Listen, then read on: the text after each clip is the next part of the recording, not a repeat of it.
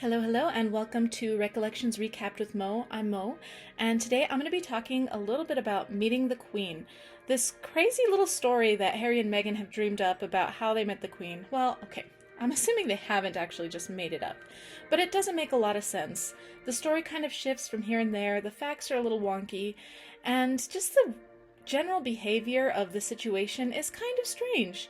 And I'm not going to be talking about Prince Andrew scandal right now. I know that's super huge in the news, especially with the alleged tapes that are in existence of Prince Andrew and a few other people. But I am going to just be talking about what Harry and Meghan have both said in their various interviews and books, and just what I think as just a person who's met other human beings. So once I get my delicious tea all steeped, we will go ahead and get started. Today I am drinking, it's called Peaches Promenade, and it's from a local tea room in New Mexico. It's an herbal tisane made from dried peaches and flowers, a little tart and a little sweet. It is so delicious, and I cannot tell you how heavenly my room smells like right now. So once I am done getting that steeped, we'll go ahead and get started. So, like I said, Prince Andrew has been in the news a lot lately. Especially, I think it was today or yesterday, the revelation about potentially having tapes of his bad behavior. So I'm assuming that more of that's going to come in the coming weeks, but I'm not interested in that. I'm not necessarily even very interested in Prince Andrew. This is just all about meeting the Queen, and Prince Andrew actually plays a large part in this, and I think in a way he exposes Meghan and Harry in a way that I don't think they were meant to be exposed. I don't know. We'll talk through it. So, meeting the Queen has had a couple different variations. Sometimes the story stays relatively the same. Other times it seems to change. But what I've decided to do is go through the engagement interview, the Oprah interview, the Netflix special, and then Harry's book Spare. So there's a couple different things to go over and just kind of set the scene in these different ways and just talk about it. So again, in November 2017, they had their engagement interview. And one quote that I found most interesting, which has nothing to do with the topic at hand, but I just find it important to start off with this information. She was asked how his family has been. And Meghan replies, "Yes, his family has been so welcoming. Yes, the family has been great over this past year and a half. We just had a really nice time getting to know them and progressively helping me feel a part, not just of the institution, but also part of the family, which has been really special." I find that funny because later on we find out very different feelings from Meghan and Harry.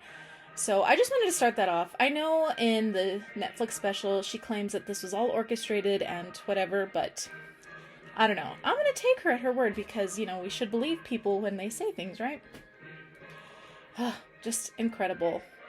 It's incredible how much this has changed. But anyway, back to the topic. Meghan Markle was asked what it was like to meet the Queen. And this was her response. "It's incredible. I think to be able to meet her through his lens, not just with his honor and respect for her as the monarch, but the love that he has for her as his grandmother. All of those layers have been so important for me.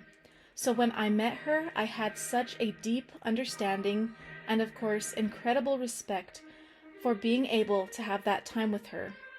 And we've had she's an incredible woman." So, as you can tell, she I don't know what she was going to say there, but then she ended up changing whatever she was going to say, and she just ended it with saying that the Queen's incredible. Which she was. I believe Queen Elizabeth was such an incredible woman. But I find this to be an important part of the story. They don't go into what happened when she met the Queen. They didn't say that they were going to Royal Lodge or anything like that. But this one line really stood out to me. "So when I met her, I had such a deep understanding and, of course, incredible respect for being able to have that time with her." So she admits here she had a deep understanding and incredible respect for the monarch, in a sense. In the future, I think that becomes important. Oh, also, I don't know why this was important, but the corgis loved her. I don't know. Do with that what you will. I don't believe it, though. So, from the first interview, this is kind of version 1. His family's incredible. When she met the Queen, she had such a deep understanding and incredible respect for her. The second story comes out in the Oprah interview, a couple years later after they had left the royal family. So Oprah says, "But you weren't just marrying a family. You were marrying a 1,200-year-old institution. You were marrying the monarchy. What did you think it was going to be like?" And Meghan answered, "I would say I went into it naively because I didn't grow up knowing much about the royal family." How does that hold water with her saying that she had a deep understanding of the Queen and respect for her? It doesn't compute to me because, previously she said she had this deep understanding, and she doesn't specify that she has always had this deep respect and understanding. No, she specified that through Harry, she had these feelings of respect and understanding. So now, in the Oprah interview, suddenly, she was very naive and she didn't understand it. I mean, okay, fine, I suppose, but you're almost 40 years old. That's practically middle age if you're lucky enough to live to 80 years old. So, I don't know. We'll just continue on. So, in the Oprah interview, they actually set the scene. And I'm just going to do a couple bullet points here. First, H&M are going for lunch at Royal Lodge. Why are Harry and Meghan going to have lunch at Prince Andrew's home? I found that kind of strange. I mean, they don't specify why, but they're going to Prince Andrew's house. The Queen happens to drop in. Harry asks Meghan if she knows how to curtsy. She is shocked because she didn't think she would have to curtsy to the Queen. First of all, I know everybody already thinks that, but how ridiculous can you be, Meghan? I don't know. So then she has to practice outside the house. And her exact words are, "Yeah, and Fergie ran out and said, 'Are you ready? Do you know how to curtsy? Oh my goodness, you guys.' I practiced very quickly and went in. And apparently I did a very deep curtsy, and we just sat there and we chatted, and it was lovely and easy. And I thank God I hadn't known a lot about the family. Thank God I hadn't researched. I would have been so in my head about all of it." To continue on with the Netflix version, Meghan Markle says, "I remember we're in the car and we're driving up, and he says, 'You know how to curtsy, right?' And I just thought it was a joke." In his own scene, Harry says, "How do you explain that to people? How do you explain that you bow to your grandmother and that you will need to curtsy, especially to an American? Like, that's weird." Then Meghan continues, "Now I'm starting to realize this is a big deal. I mean, Americans will understand this. We have medieval times, dinner and tournament. It was like that. Like I curtsied as though I was like..." And then she does this disgustingly over-exaggerated bow that nobody actually believes she did. And I'm sure everybody here has already seen that. "Pleasure to meet you, Your Majesty," she said. Like, was that okay? It was so intense. I find that to be the most disgusting scene of many disgusting scenes, but we'll get into that. I'm sure you have your thoughts as well. So now we have Spare. And according to Harry's recollections, I mean, I don't know if they're his own words, because he did have a ghostwriter who wasn't so ghostly. But according to Spare, H&M go to Royal Lodge to meet Andrew's ex-wife, Sarah Ferguson, and Princess Eugenie, and Jack Brooksbank. And if you don't know, Jack Brooksbank is actually Prince Eugenie's husband now, but they weren't married at the time. So this is a direct quote from Spare. "We entered the large front sitting room, and there she was, Granny, the monarch, Queen Elizabeth II, standing in the middle of the room.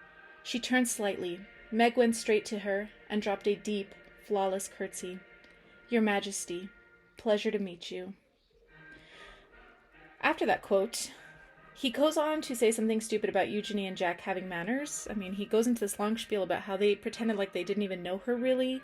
I mean, why would you interject when somebody's meeting somebody for the first time, much less the Queen? Like, why would you go when your cousin is introducing his girlfriend to your grandma? Would you go and, like, mess that up? I don't know. It was a strange little tangent that he goes into, but we'll leave that there. So he's then angry about some innocent friend of Fergie's, well, innocent, who knows really, but he happens to be there already. From the sound of the book, he happens to already be there, and he considers him an intruder for such a consequential moment in his life. This guy didn't know you were going to bring your girlfriend in, so I don't know why you have so much anger towards him. I mean, it's not like he's just randomly stepped into your home. He is in the home of Prince Andrew and Fergie, so as their guest, shouldn't he be there? I don't know. He is a weird guy. We can all agree to that. So, now to Andrew, in H's own words. After a moment, Meg asked me something about the Queen's assistant. I asked who she was talking about. That man holding the purse. That man who walked her to the door. That wasn't her assistant. Who was it? That was her second son, Andrew, Harry said. She definitely hadn't Googled us. I feel like throwing up after that stupid little story. There is absolutely no way... Okay, let me back up a little bit, and we'll just kind of talk about the things we know. One, we know they met at the Royal Lodge. That's where they met Queen Elizabeth. Royal Lodge, we know, is home of the Duke of York, Prince Andrew.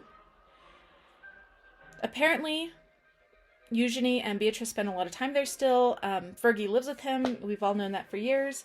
So it is very possible that they went to go meet Fergie and Eugenie, but I don't know. That's like you going, I can't even make a real thing because it's ridiculous. That's like going to somebody's home and you walk right past the owner of the home and, did nobody introduce her? Did Eugenie not say, oh, hey, this is my dad? Harry didn't say, oh, this is my uncle. Like, why did nobody introduce the owner of the home? Have you ever gone into somebody's home and just, walked right past the host, the person who owns it? It doesn't make any sense, because if she didn't know Andrew, she would have been introduced to Andrew. Andrew would have said, oh, hey, who the heck are you in my house? That doesn't happen, apparently, which is the strangest thing. What makes this even more strange is Meghan supposedly knew Eugenie before she knew Harry. She makes a very big show of that, she didn't need to be set up with Harry. I mean, she already had connections. That's the kind of aura she gave off because she knew Eugenie and they were such good friends. I mean, I highly doubt they were great friends, but fine, we'll give her that one. Now, there is a random friend of Fergie's visiting. How come Meghan didn't ask about this random friend? Why didn't she ask, who was that guy that you didn't seem to know? Then Harry would have been oh, I guess that's Fergie's friend. It doesn't make sense. None of it makes any sense. And I'm not here saying, oh, you should respect Prince Andrew because, nobody wants to respect Prince Andrew anymore. I'm not sure if he deserves respect or not, but you're in his home. This was kind of before this huge explosion of Epstein stuff, so why wouldn't Harry just say, oh, this is my uncle? I know you haven't met him before. Why didn't Eugenie say this is my dad or Fergie say this is my husband? How would you know Fergie, but you wouldn't know Andrew?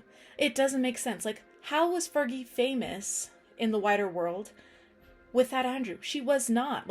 Sure, maybe you might have known her in aristocratic circles back in the day, but Fergie is known for being Prince Andrew's ex-wife. I don't know. That doesn't make any sense to me, and I think it's a complete falsehood, and it's hiding something deeper. Maybe she did know Prince Andrew prior to, people are always going on about the yacht girl things. I don't know anything about that. I'm not saying anything about that.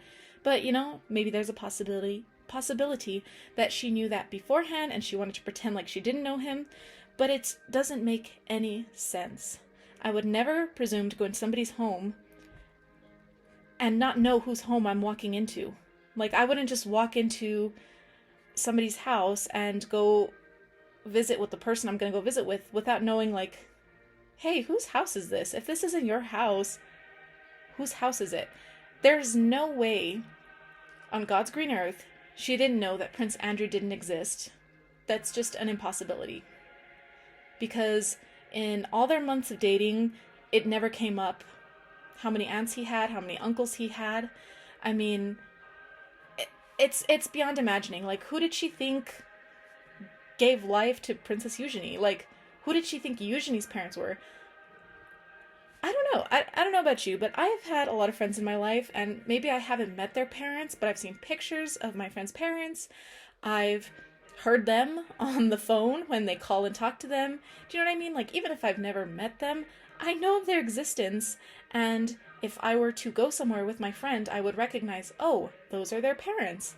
Since Eugenie is supposedly there, why didn't she connect, oh my gosh, that must be Eugenie's dad? I don't know. I can't begin to wrap my mind around how they thought that would work as a storyline, because that's what I think it is. I think it's a simple story that they're putting together. Because if there's this random friend of Fergie's visiting, why didn't she ask about him? I mean, I guess we could say that maybe she did. She could have asked about him, and Harry just didn't include it in Spare because it wasn't as important. But I think they're trying to make it look like, wow, Meghan really knew nothing about my family. She's pure as the driven snow. I mean, of course she wouldn't know anything about Andrew, because look at all these scandals that have come out. I mean, she was not involved in any of these circles, in any of this news. That's what I think is going on here. They're trying to distance Meghan from Prince Andrew. Why? God only knows, because if she didn't know him, he could have just said, oh, and then I introduced her to my uncle, and she said hello, and that was it. It doesn't have to be bigger than that. I don't know. You guys have to let me know what you think about that, because it doesn't make any sense to me. The second thing that makes no sense to me is that Meghan didn't know how to curtsy. I don't know about many of you, but so I am Catholic. I went to Catholic school for a little bit, and where I went to Catholic school, all the students, whether you were Catholic or not, I don't know. I could be saying a falsehood here because I didn't actually know anybody who wasn't Catholic in Catholic school, but in Catholic school, generally, you go to Mass on a certain day of the week. The whole school goes. Everybody in the school goes to Mass. When you go into Mass, any Catholic will tell you, you genuflect to the altar. Sometimes you bow. When I grew up, we were taught to genuflect, which is essentially a curtsy.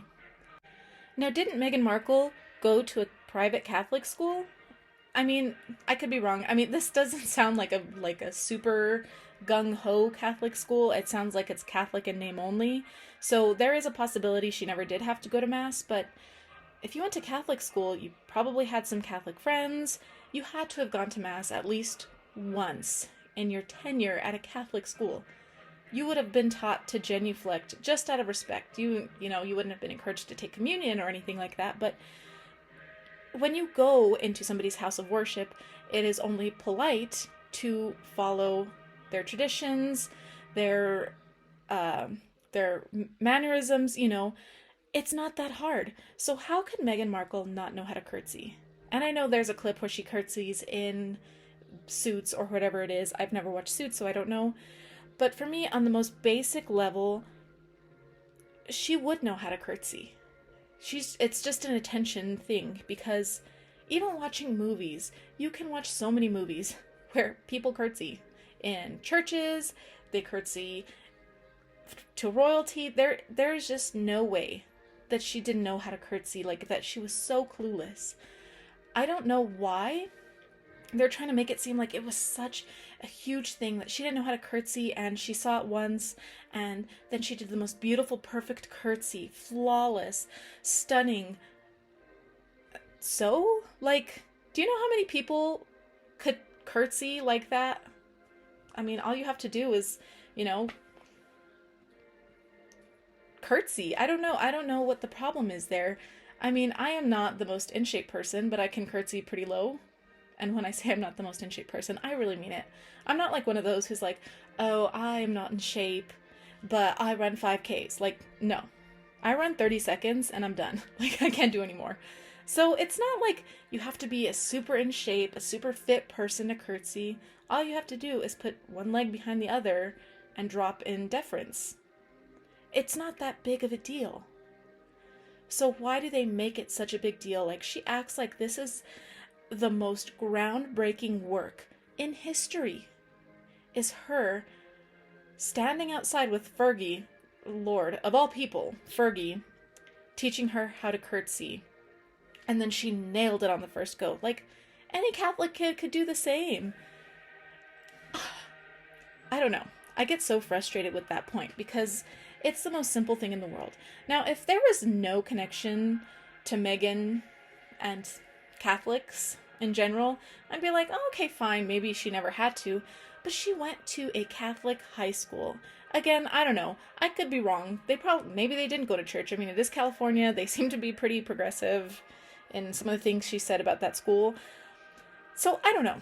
I could be wrong. But it's not far-fetched to think that she had gone into a church and learned how to genuflect. It's really not that insane. I get really angry at this whole scenario because it just doesn't make sense. Why would you go into somebody else's home that you don't know, you don't talk to them, nobody introduces you to them, they don't introduce themselves? Like if somebody came into my house and was just like prattling on with all these people in my home, I'd be like, hey, I'm Mo. Who are you? Like, why are you in my house? It doesn't make sense.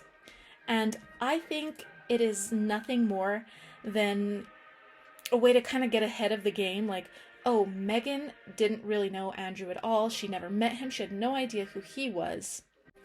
I think they definitely overplayed it, though. It doesn't make any sense to anybody who uses their mind or who's ever had a social interaction with anybody, much less their own family. It speaks very poorly of Harry if this situation goes down as they describe it, because that means he's super rude that he doesn't introduce his girlfriend, future wife, to his own uncle in his house. I mean, there is a possibility that Harry is really that stupid and that ill-mannered, because, I mean, look at everything he's done these last few years. But it doesn't sound like a situation that the Queen would have been comfortable with. That's something we have to keep in mind, is the Queen would have said something, I think. Do you think that? Because she was a woman of elegance, of manners. My grandma, it's been quite a few years since she passed away, but she was the loveliest creature you could have ever met. She used to remind me so much of the Queen. She always had her little purse and her handkerchief, and she was just the most soft-spoken, well-mannered lady you could have ever imagined. In fact, we're a very crass people. I guess we came out like my grandpa, maybe. But their children and some of their grandchildren, we are very crass. We talk like sailors. And it always made her so uncomfortable because she was so polite. And when her children, I mean, I never said anything crass in front of my grandma, but like, I have a couple uncles who really didn't care, and when they were just flying off the handle with these wild things that were hilarious to us, but if you're a polite lady, they're not hilarious, she would sit there and she would politely smile and say, oh goodness. She would never like tell them shut up. Like my other grandma, she's always telling us, shut up, don't talk like that, because she hates it. And my other grandma was not like that. She was a lady. She never talked politics, never talked religion, because you never know who you're going to offend. She was just that person. And so when I think of my grandma, I think of the Queen. And I always used to say they would be great friends because they just reminded me of each other. And let me tell you, my grandmother would have never had a situation in her presence where everybody didn't know each other. Do you know what I mean? Like, she'd never stand there and let somebody talk completely over another person in that other person's own home. Like, she would find a way to gently bring it all around, like, oh, this is my son, or something like that. It doesn't make sense. The Queen, I think, would have noticed something was odd if Harry and Andrew and Meghan didn't speak to each other at all, if her son wasn't involved in this conversation. It does not make sense. There's so many aspects of this that are wrong. They just have always felt off to me, especially because it's not like Harry and Meghan are these like 15-year-old kids who are in love for the first time. Like, they're middle-aged. If we're lucky enough to live to 80, 40 is middle age. Meghan is almost 40 at this time. Harry is, 35? 34, 35, somewhere around there. They are grown adults. And if it's true that they behaved in this way, that's despicable. behavior-wise, but I don't think they did. I don't think Meghan did, because Meghan's not that type of person. She wants to suck everybody in the room into her. This story has something wrong to it. I don't know what it is, but it's not the truth. It's not the truth, and, you know, I guess Meghan wants us all to clap for her for learning how to curtsy, but let me tell you, any Catholic in any part of the world is going to be able to out-curtsy you, because they do it every Sunday, if they go to Mass every Sunday. But it's a strange story that they've told so many times, and it always kind of changes a little bit. I mean, the main parts are kind of there. The Queen's fabulous and lovely. Fergie's there. They're at Prince Andrew's house. You know, the main points are kind of the same. But there's just those tiny little things that don't make sense to me. And I don't know what it could be. I don't know if they're hiding something, or if they're just, like I said, trying to distance themselves from Andrew preeminently. But I don't know. What do you guys think? I've thought a lot about this because it bothers me so much. But the reason I kind of wanted to talk about it now was because everything is blowing up about Prince Andrew, and like it's just been kind of stuck there in my head. Because it doesn't make sense that Meghan didn't introduce herself or get introduced to Andrew, and now all of this is coming out. People are releasing photos of like Andrew walking with the king, or with Camilla, or with William and Catherine. They're a family. Of course they're going to be seen together, but it's like Harry and Meghan wanted to distance themselves from Andrew well before all of this. And so I don't know if there's something to that, or if I've just watched a lot of TV and read a lot of stories and my mind is going all over the place with my vivid imagination, but something doesn't add up here. So if you guys agree with me, let me know. If you think that the story does add up and I'm just talking here, let me know too. I think for the next video, I know tomorrow is going to be the Duchess of Cambridge's birthday, so I think I might try to do a little something on her, but we'll see if I can actually do that, because I need to finish my tea here and try to get this video out, because like I said, I'm still learning everything. I have no idea what I'm doing except to put a recording over a picture.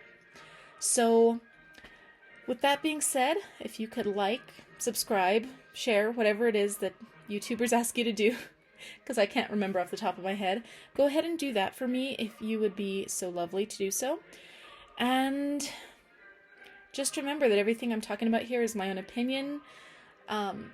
If I learn how to do pictures and videos and stuff, you know, it's all going to be in public domain under the fair use and fair dealings, but I think that's a long way off for me. But like I said, this is all my opinions, just my stupid little musings that I have when it's quiet at work. So go ahead and tune in next time, I hope. And I hope I get a little better at this. I'm trying different ways of doing this, and none of them are really working. Like today, during my break at lunch, I just kind of wrote down some bullet points and stuff, and that was kind of hard for me to follow because as I don't know how to do video editing or recording editing, I just have to talk straight through and pause it when I need to take a drink of tea. So I'm going to try to find some better ways to do this and make this a little higher quality. But let me know what you guys think, and I appreciate you if you've listened all the way through. This is kind of longer than I anticipated. So again, this is Recollections Recapped with Mo, and I hope you like the video. I hope you leave me your thoughts, and tune in next time, hopefully very soon, in time for the Duchess of Cambridge. See, I am never going to forget that. The Princess of Wales' birthday tomorrow. So have a wonderful evening, and I will talk to you soon. Bye-bye.